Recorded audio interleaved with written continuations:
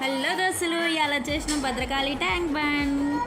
ఇక entry fee వచ్చేసి పెద్దోళ్ళకేమో 30, చిన్నోళ్ళకేమో 20. ఇక లోపలికి పోతుంటే కొంచెం ఒక్క తెచ్చుకొని నడువులు. ఈ దూరం మస్తు పెద్దగా ఉన్నది ట్యాంక్ బండ్. మస్తు చెట్లతోటి మంచిగా బాగుంది.